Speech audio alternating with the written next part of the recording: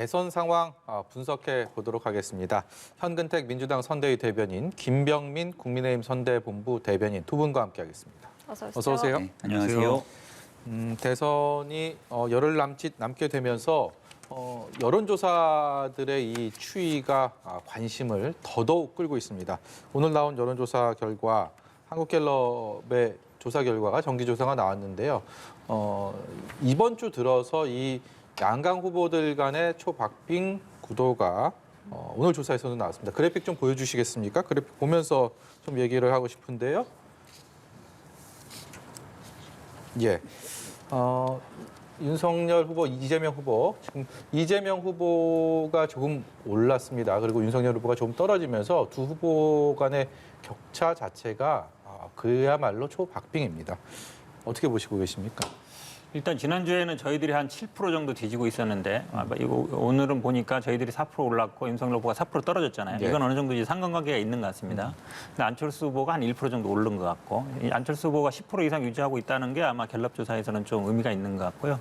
그다음에 저희 후보가 앞선 거는 아마 제가 보기에는 이제 두 가지 정도인데, 하나는 아마 지난주에 저희들이 지지율 빠졌을 때 이제 단일화 국면에 넘어가면서 이슈에서 좀 사라졌다. 예. 단일화가 되면 아마 윤석열 후보가 이기지 않겠냐 이러면서 이제 일단 지지자들이 뭐 여론조사에 응하는 것도 좀 떨어진 것 같고 이슈에도 사라진 것 같아서 좀 그랬지만, 오히려 일주일 만에 단일화 오히려 역풍이 불고 있는 거죠. 서로 뭐 이제 누구 잘못이냐 따지고 있고 서로 폭로하고 있으니까 이제 그 부분이 오히려 좀 플러스 작용인 것 같고, 제가 주의 깊게 보는 건 이제 토론회에서 사실은 지난주 토론회에서 윤석열 후보가 굉장히 오만한 태도를 많이 보였습니다.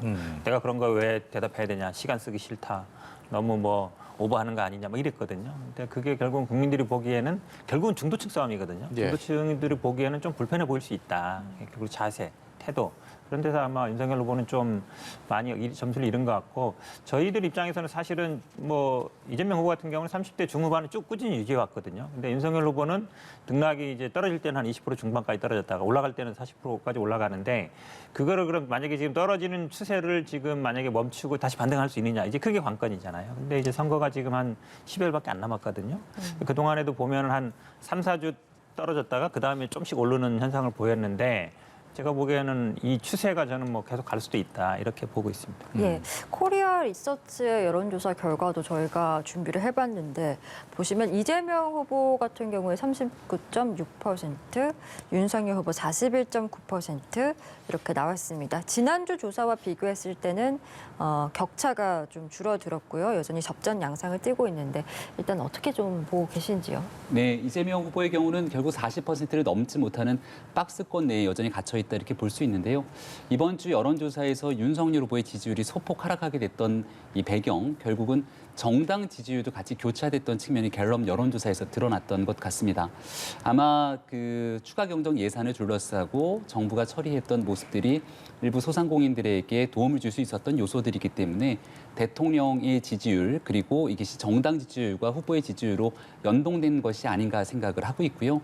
하지만 결정적으로 이제 열흘 남은 상황에서 제일 중요한 건 후보 개인에 대한 자질과 능력, 또 지난 정권에 대한 평가와 함께 정권을 교체해야 된다는 국민적 여론이 어떻게 모이느냐에 달려 있기 때문에 아마 이번 주 여론조사의 수치와는 조금 다른 방식으로 다음 주 사전투표가 시작되는 금요일부터 정권 교체에 대한 국민적 여론들이 훨씬 더 튼튼하게 모일 거라고 생각합니다. 예, 말씀해주신 것처럼 열흘 남짓밖에 남지 않은 대선인데 그야말로 지지율이 박빙 상황이거든요. 막판 필승 카드, 각 캠프에서는 어떤 것들을 갖고 있는지 하나씩 말씀해 주시겠습니까? 제가 이런 질문 받을 때마다 제가 이걸 알고 있으면 여기 있지 않고 지금 바로 가서 예. 전략본부에 가서 말씀해 드릴 텐데요. 뭐 갑자기 뭘 바꾸기는 어렵습니다. 저희들은 그동안 계속 어찌 보면 이제 인물 자진, 그러니까 정권 교체 당연히 뭐 바라는 여론이 높은 거 알고 있지만, 그래도 지도자, 리더로서 이 코로나 위기 상황을 어떻게 하면 이겨나갈 수 있겠느냐. 지금은 또 이제 우크라이나 전쟁 위기 상황이 되면서 이제 안보 불안 문제도 있거든요. 예. 결국은 우크라이나도 보시면 아시겠지만 이 지금 현재 대통령이 배우 출신이에요. 뭐 대통령 연기하다가 갑자기 인기 상승해서 이제 대통령이 됐는데, 이분도 그때 그런 얘기 했었거든요. 나는 잘 모르지만 뭐 전문가들 머리를 빌리면 된다 이랬는데, 주변에 뭐 작가하던 분들, 감독하던 분들을 측근으로 앉혔다는 거 아닙니까? 그러면서 이제 좀 뭐 물론 이제 당연히 침공한 러시아가 잘못했지만 대응도 좀 문제가 있다는 지적이 있어서 결국은 일을 할 수 있는 유능한 후보, 그런 걸 강조할 생각이고요. 저는 뭐 저희들은 또 마지막에 지금 이 정치 오늘 아마 토론회를 앞두고도 정치 개혁 이슈를 던졌는데 결국은 어떤 정치를 할 거냐 그리고 얼마나 위기를 잘 이겨낼 수 있느냐 결국은 인물론 이걸로 저희들은 승부를 걸려고 하고 있습니다. 예. 네, 뭐 마찬가지로 선거를 열흘 남은 시점에서 새로 뭔가 한 방을 기대하는 것은 오히려 국민에 대한 예의가 아닐 수도 있을 것 같습니다. 그동안 꾸준하게 걸어왔던 길들에 대한 평가들이 이어지고 있는 것이고요. 특히 이제 이재명 후보 같은 경우는 선거가 열흘 남은 기간 동안에도 여전히 대장동 사건을 둘러싸고 있는 각종 의혹에 대해서 명쾌하게 해명하지 못하는 일들이 이어지고 있고 또 배우자인 김혜경 씨에 대한 이 갑질 문제 또 법인카드 유용 문제들에 대해서도 국민께 고개를 숙였지만 정확한 사실관계에 대한 해명들은 뒤따르지 않고 있습니다.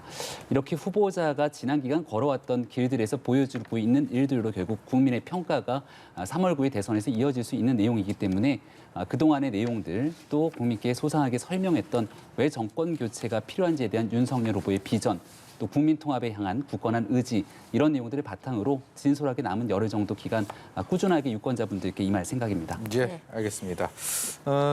지역적으로 유독 이번 대선에 막바지까지 관심을 끌고 있는 곳이 바로 호남입니다. 이재명 후보, 윤석열 후보 다 오늘은 뭐 TV 토론 준비하느라고 낮 일정을 다 지금 없는 상황에서 토론 준비하고 있는데 이재명 후보랑 함께 경쟁을 펼쳤던 이낙연, 정세균, 네네. 추미애, 뭐 박용진 후보들이 다 호남 같다고 들었습니다.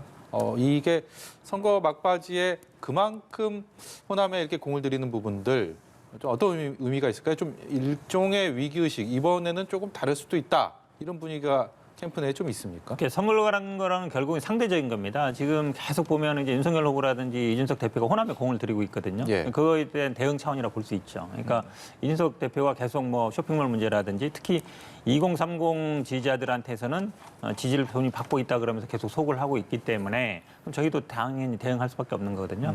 근데 최근에 이제 여론조사 결과 나타나는 거 보면 호남에서 저희 후보 지지율이 좀 오르고 있습니다. 60대, 70대 이렇게 오르고 있고 윤석열 후보도 제가 보기에 뭐 지지율이 어느 정도 나오고는 있지만 아마 그런 부분을 관심을 안 둘 수밖에 없는 것 같고 또 사실은 호남의 지지율이 뭐 누누이 말씀드리지만 호남의 지지율이 다시 이제 서울로 영향을 미치거든요. 왜냐하면 친박민들 많고 이러다 보니까 이제 그런 부분도 염두에 두고 있는 거라 결국은 민주당의 텃밭을 지키겠다 이런 의지도 강한 것 같고요. 아마 윤석열 후보 측이나 이준석 대표가 계속 호남에 공을 들이는 것도 이재명 후보가 이제 TK 출신이다 보니까 네. TK 지지율이 사실은 문재인 대통령보다 지금 더 나오고 있거든요. 문재인 대통령이 한 21% 뭐 이 정도였는데 지금 24%, 25% 저희들은 한 40%까지도 바라보지만 30% 이상은 나올 수 있다고 보고 있거든요. 그거에 대한 어떤 작용 반작용 이런 역할을 하고 있다고 보고 있습니다. 예, 국민의힘 말씀해주신 것처럼 이번 대선에서 호남에 굉장히 공을 들이는 모습이고 이준석 대표도 호남 목표 득표율 30%로 잡으면서 어제 광주를 또 찾았죠. 그리고 당내 중진 인사들도 계속해서 호남을 찾고 있는 상황인데 국민의힘이 주장하고 있는 지역 타파가 이번에 이뤄질 수 있을지도 지역 구도 타파가 이뤄질 수 있을지도 관전 포인트일 것 같습니다. 뭐 단순하게 선거를 앞둔 정치 이벤트가 아닌 것임을 이제는 호남에 계시는 지역민들께서도 많이 호응하고 공감하시는 것 같습니다.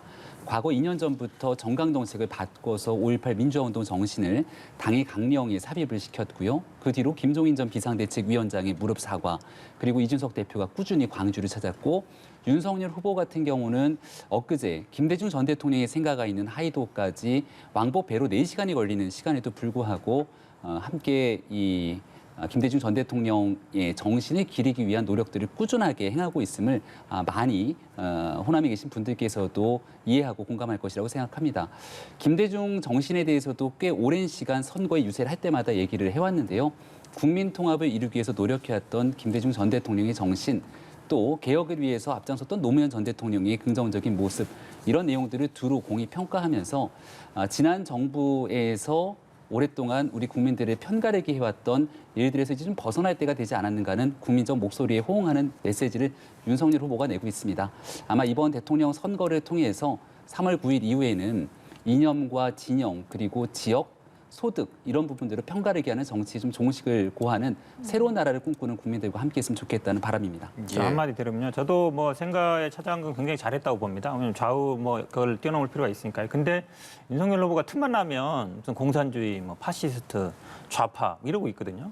근데 김대중 전 대통령이 아시겠지만 빨갱이라는 거를 한 3, 40년 동안 그것 때문에 굉장히 시달려 오신 분이에요. 그러다 보니까 지역 통합, 세대 통합했던 건데 아니 어떻게 지금 그 김대중 정신을 잇는다는 분이 지금 민주당 보고 파시스트 공산주의라고 말하는 게 저는 이해할 수 없습니다. 그래서 저는 아마 좀 미스매치 아닌가. 앞에서는 정신 잃는다고 그러고 딴 데 가서는 공격하고 말이 안 되잖아요. 저는 모순되는 행동을 하고 있다고 보고 있습니다. 그러니까 민주당 내에서 이제 이재명이 민주당으로 변화하는 과정, 그리고 민주당이 과거 김대중 전 대통령과 혹은 노무현 전 대통령과 함께 정치했던 분들이 기꺼이 이재명 후보를 지지하지 않는 모습들이 보이게 되죠.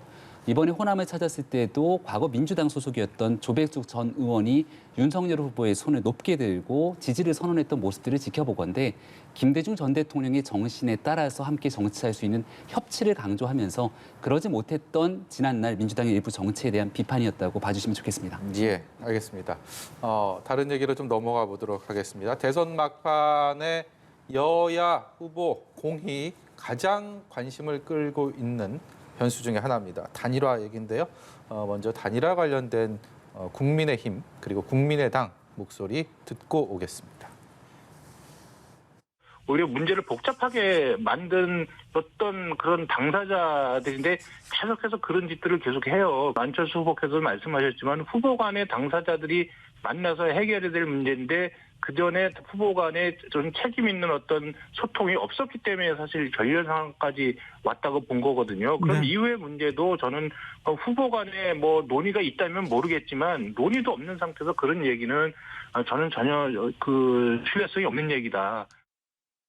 선대본부장 권영세 의원과 당대표인 제가 경쟁 방식의 단일화는 없다. 지금 후보 간의 경쟁력이 크게 차이나는 상황 속에서 그런 걸 하면서 또 정책과 비전이 가려지고 그러면 득을 볼 사람은 이재명 후보밖에 없다는 것이 입장이고 그렇기 때문에 저희는 하지만 만약에 안철수 대표가 뭐 출마를 포기한다든지 하면은 그에 대한 적절한 예우를 하겠다가 공식적인 저 입장이거든요. 뭐 저희는 입장을 얘기했는데 아무 답이 없었다고 하니까 황당한 것이고.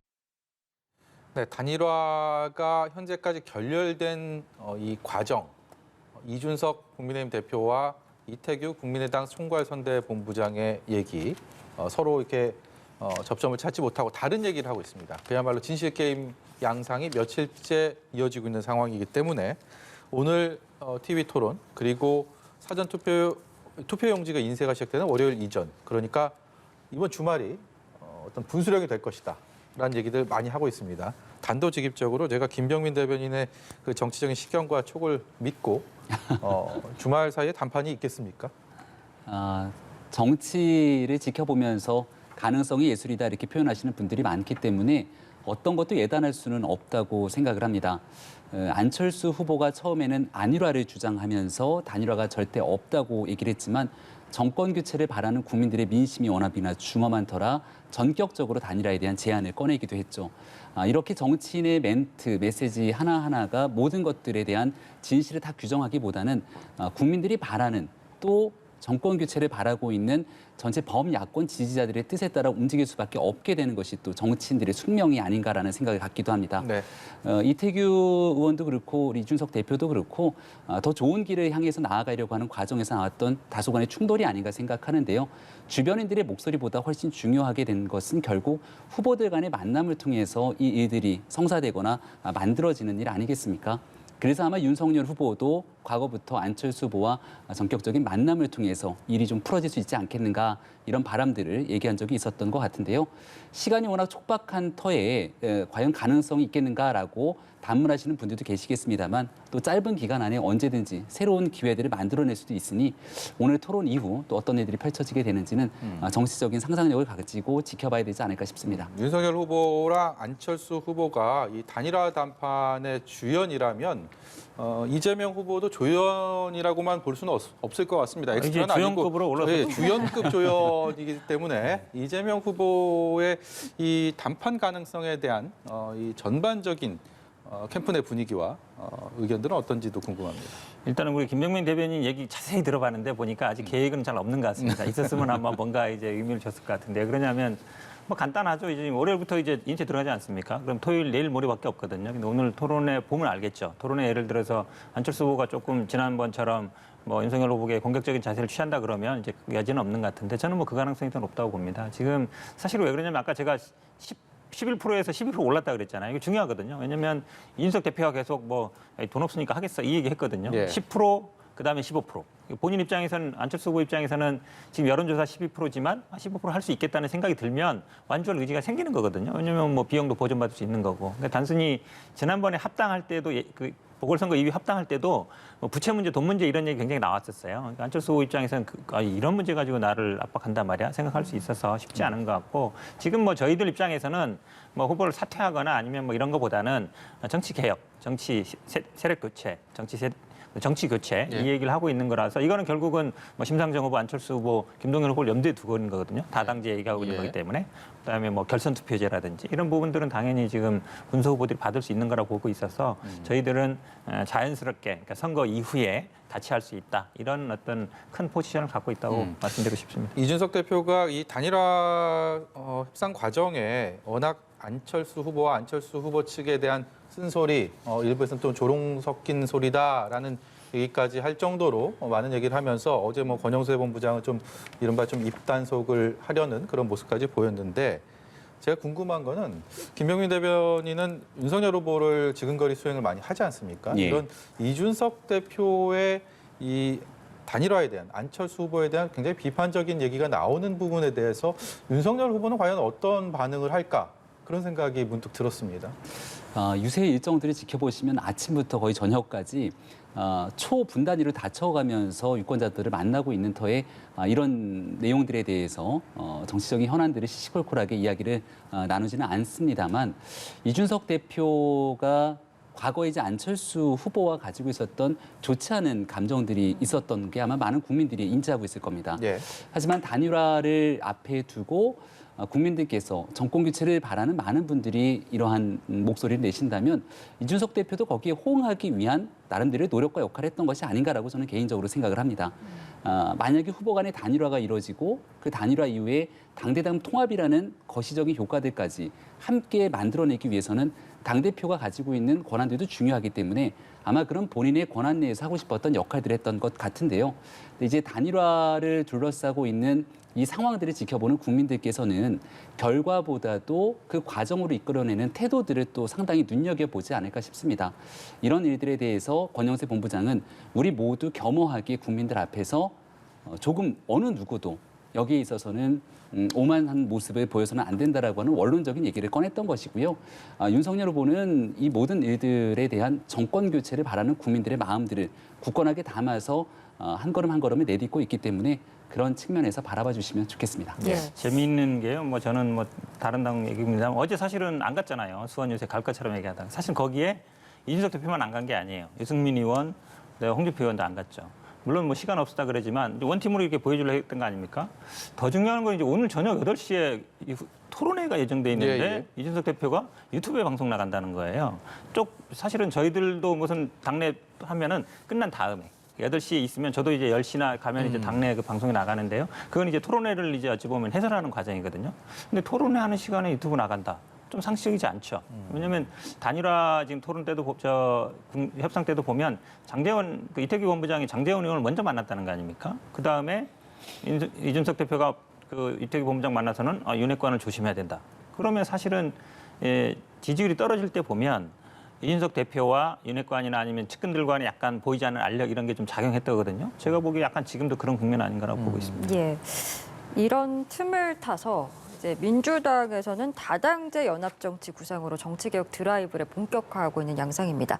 안철수, 심상정 후보에 이어서 이번에는 우리공화당 조원진 후보에게까지 손을 내밀었는데 사실상 뭐 반윤연대 연합 전선을 꾸리려는 전략이다 이런 이야기들도 나옵니다. 하지만 시기상 이게 너무 선거를 앞두고 이런 개혁들이 나오다 보니 뭔가 진정성에 의심이 든다라는 정치권의 비판의 목소리도 있거든요. 호응을 좀 얻을 수 있으리라고 보십니까? 뭐 정치 개혁에 대한 부분은요 선거 국면에 나오는 게 맞습니다. 왜냐하면 총선을 앞두고서는 이제 총선은 이해관계 조정이 쉽지 않습니다. 그러니까 총선 전에 지금 대선 국면 나오는 게 맞다고 보고 시기적으로는 말씀처럼 뭐 왜 이제야 나왔느냐 그 얘기도 나올 수 있지만 지금이라도 나온 게 늦지 않았다고 보는데 이제 조원진 대표라든지 아니면 이제 다른 분들이 전화한 부분도 저는 뭐 그렇게 봅니다. 사실 조원진 대표는 계속 박근혜 전 대통령을 구속하고 엄청난 형량을 했던 게 윤석열 후보 아니냐. 그리고 오히려 적폐다. 이렇게 하고 있는 거거든요. 그런 부분에 있어서는 같이 할 수 있는 부분이 있는 거죠. 물론 당연히 조원진 대표가 그거를 받지는 않겠지만 예.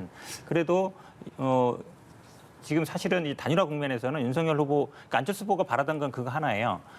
윤석열 후보가 예스냐 노냐 해줘라. 해달라는 거거든요. 본인이 예를 들어서 직접 뭐 연락을 하든지 해서 해주면 되는데 그걸 안 했다는 거거든요. 근데 그에 비하면 지금 이재명 후보는 뭐 열려있는 마음으로 상대방한테 다 가는 겁니다. 그러니까 그게 뭐 정치적인 효과뿐만 아니라 저는 열린 자세 그리고 저는 국민들이 보기에는 절박함도 있다. 왜냐하면 절박한 쪽이 이긴다는 게 있거든요. 그러니까 뭐 선거에 당연히 이제 득표에 도움이 되는 분도 있지만 본인이 또 어려운 사람 만나기 어려운 사람들도 뭐 진중권 교수한테 좀 전화해서 진중권 교수도 뭐 그런 전화를 받았다는 얘기를 듣는 거 보면 저는 뭐 최대한 노력하고 있다. 그리고 열린 마음이고 간절함이 있다. 예. 이렇게 봐주시면 좋겠습니다. 예, 열린 마음으로 간절한 노력은 하고 있는데 유일하게 제외한 한 사람 윤석열 후보 이른바 반윤 빅텐트를 이어가고 있는 이런 상황에 대해서 어떤 생각을 갖고 계신지 들어봐야 될 것 같습니다. 이재명 후보 측이 좀 많이 급한 것이 아닌가 이런 생각을 가져보고요.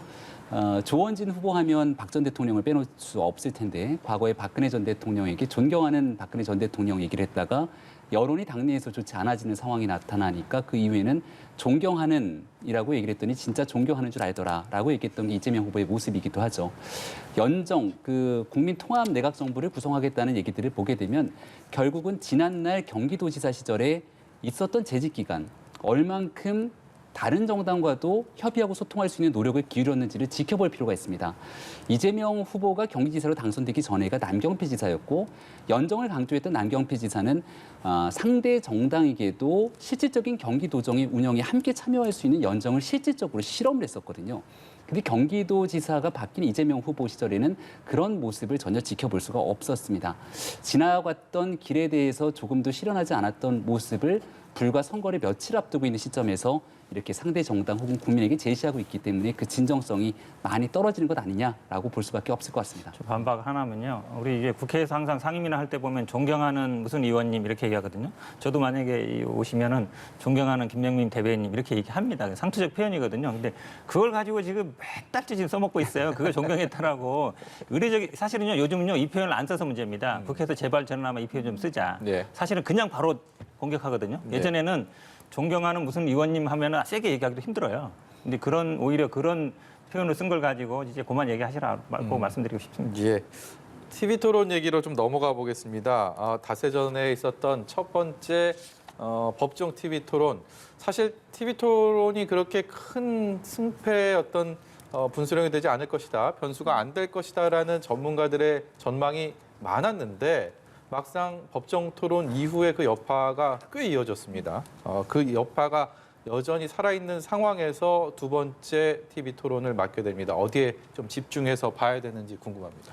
TV 토론이 많은 전문가들은 사실은 그러니까 한번 첫 번째 토론하고 두 번째 토론했을 때 지지율이 아니라 시청률이 반 정도 떨어졌잖아요. 네. 그러면서 이제 끝났다 생각했는데 세 번째 오히려 더 올랐거든요. 30대 지금 중반까지 와서 이게 결국은 코로나 비대면 시대에 직접 만나기도 어렵고 그다음에 방송 노출도 좀 줄어들고 있다 보니까 국민들이 갈증에 목마른 거예요. 후보들의 자질을 보고 싶다. 그래서 아마 토론에 영향을 저는 미친다고 보고 오늘 토론도 굉장히 중요하다고 봅니다.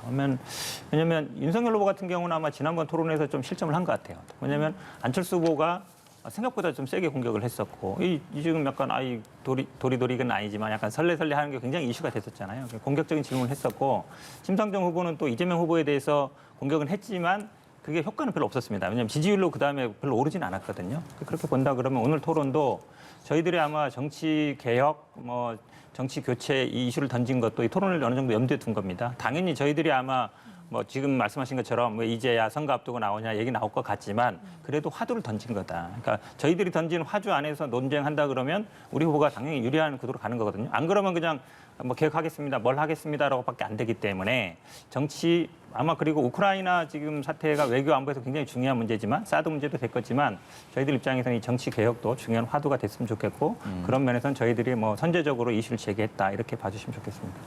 네, 아무래도 우크라이나에서 벌어지고 있는 이 위기 때문에 우리 국민들도 매우 큰 걱정을 가지고 지켜보고 있는 상황이고요.